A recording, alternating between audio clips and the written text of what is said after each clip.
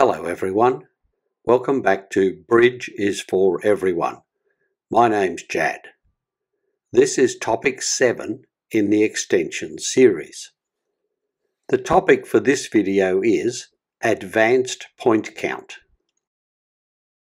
Let's start by looking at an example of the problem that Advanced Point Count is trying to solve. Partner is the dealer. Here is your hand. As always, you value your hand. You have 12 high card points and 0 long points for a total of 12 points. You have no short suits, so your hand is balanced. And your only biddable suit is hearts. Partner opens the bidding with 1 spade and East passes. It's your turn to bid. You interpret partner's bid. Partner's bid shows 13 to 21 points and 5 or more spades. You check for a fit with partner's major suit. You add your 3 spades to partner's 5 for a total of 8 spades. You have a fit and will play a spade contract. But at what level? You start by revaluing your hand. This time, revaluing doesn't change your hand value. You had no long points and you have no dummy points. Your hand has a value of 12 points. You add your 12 points to partner's minimum of 13 for a total of 25 points. This is enough for a game contract. You follow the rules I explained in the Learn to Play series and bid 4 spades. West passes, partner passes, and East passes to end the auction. The contract is 4 spades by North. Let's look at partner's hand to see if this is a good contract. You will almost certainly lose 2 tricks to the Ace and King of Hearts and another 2 tricks to the Ace and King of Clubs. That means your contract will fail, even if you can win all the diamond tricks. You will probably go down by 1 or 2 tricks. Going down in a contract is a normal part of bridge, but it's best to avoid it if you can. Was this loss just bad luck, or can you do better? Let's identify the problem. Put simply, your hand is not really worth 12 points. You could improve your result by using a system that values your hand more accurately. The good news is that there is such a system. In the past, many players tried to identify hands like this as a good 12 points or a bad 12 points. They relied on just seeing that a hand was good or bad, largely based on their experience. You will still find this approach in bridge books today. But I don't like this approach. It is extremely subjective and therefore varies wildly. More importantly, it relies on experience and cannot be used by less experienced players. Instead, I use a clearly defined system which I call Advanced Point Count. There are 2 parts to using Advanced Point Count. You need to know how to use it, and you need to know when to use it. Let's start with how to use Advanced Point Count. You begin with your standard point count. You then use the Advanced Point Count rules to modify that count when necessary. Each modification will add or subtract 1 point from the standard count. Let's start with those that subtract a point. These are the most common modifications you will make.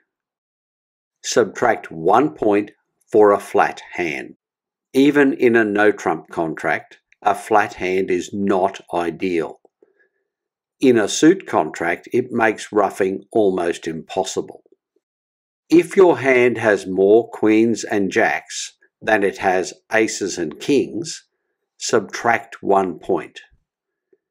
This corrects for the value of queens and jacks being slightly lower than the points usually allocated, and aces and kings being slightly higher. If you have a doubleton, jack or queen in an unbid suit, subtract a point. This effectively stops you counting the point for the doubleton and for the high card at the same time. In an unbid suit, a jack or queen doubleton is rarely more useful than a doubleton without the honour. For similar reasons, you should subtract a point for a singleton jack or queen in an unbid suit.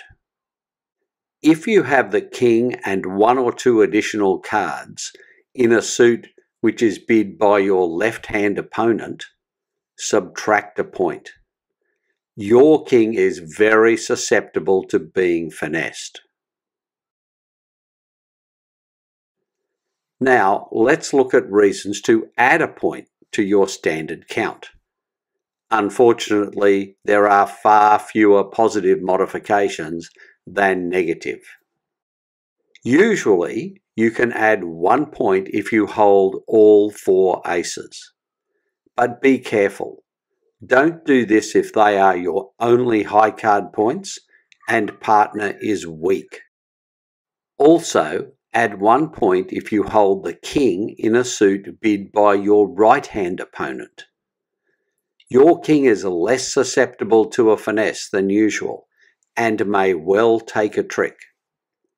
Now let's look at when to use advanced point count. Let's start with some situations where you do not use advanced point count. Do not use advanced point count to determine your opening bid. Standard opening rules work very well. Do not use advanced point count to work out if you should respond to partner's opening bid when your right-hand opponent has passed. It's important to respond if you can, so partner can bid again. Now let's look at when you do use advanced point count. You should use advanced point count to determine the level of your bid. This applies to all types of responses and rebids. As a special case of this, it is extremely helpful to use advanced point count when responding to an invitation. This may cause you to refuse an invitation by passing, where standard point count would have you bid game. Now let's replay our example board with advanced point count. Once again, partner opens 1 spade, and East passes. It's your turn to bid. You interpret partner's bid just as you did previously. Partner's bid promises 13 to 21 points and 5 or more spades. You know you have a spade fit and will play a spade contract. Your standard point count was 12. This is enough for a response, so you will bid. But this time, you use advanced point count to modify your points before deciding on the level of your bid. You have a flat hand, so you subtract 1 point for a new total of 11 points.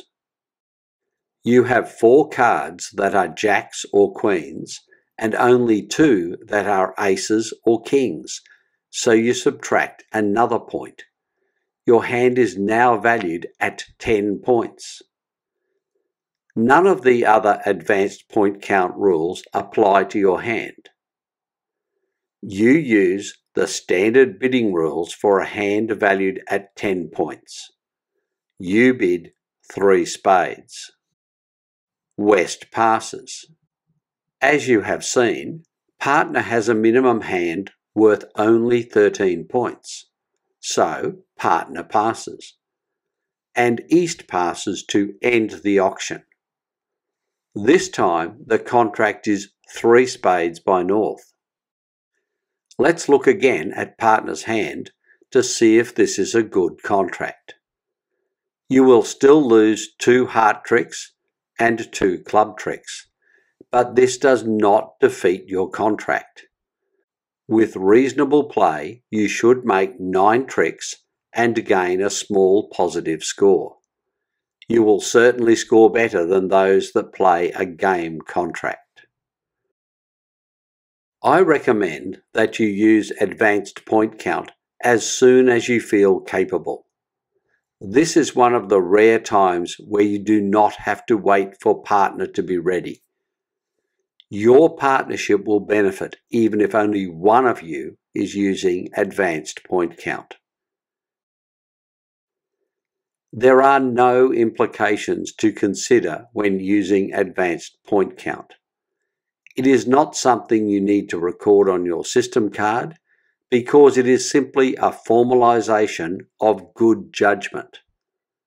If you are ever challenged by your opponents, it is sufficient to say, "I considered it to be worth less," or more.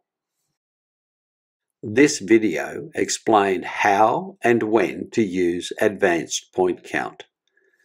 I know you will find it to be a significant competitive advantage. Thanks for watching. If you found this video useful, please consider subscribing to this channel. Until next time, this is Jad reminding you that bridge is for everyone.